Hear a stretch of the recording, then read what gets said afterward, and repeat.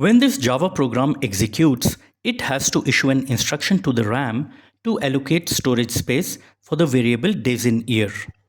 But Java cannot directly instruct the hardware like RAM or CPU or hard disk or for that matter any peripheral device.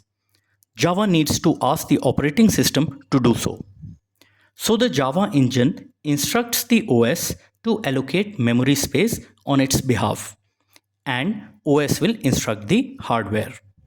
But these instructions differ from OS to OS, and that's where Java engines or JVM's platform independence comes into play.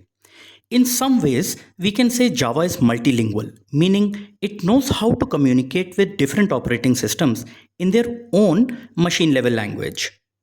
It can convert our code into instructions specific for each popular operating system, whether Windows, iOS, Linux, and so on. So we don't have to write different code for different platforms. But at the same time, JVM also does not understand the Java syntax. Rather, it understands an intermediate code called the bytecode, which is faster to interpret and converts to operating system instructions. And the job of converting the Java syntax to bytecode is done by another component called the compiler.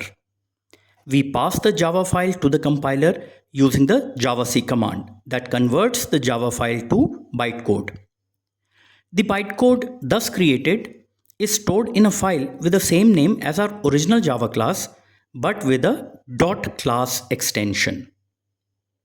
Then we have to issue a Java command to feed this bytecode or the class file to the JVM for execution. Let's replay the entire sequence once again. First, we write the Java code. Then we issue the javac command to the compiler, which checks the Java code for any kind of syntactical errors and then compiles or translates the code into bytecode.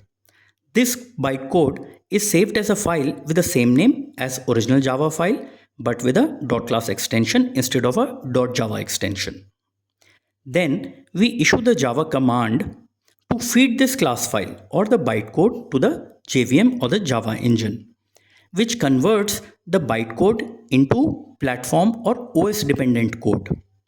The OS converts it into machine level instructions, and the machine level instructions are sent to the underlying hardware, which are executed by the particular hardware.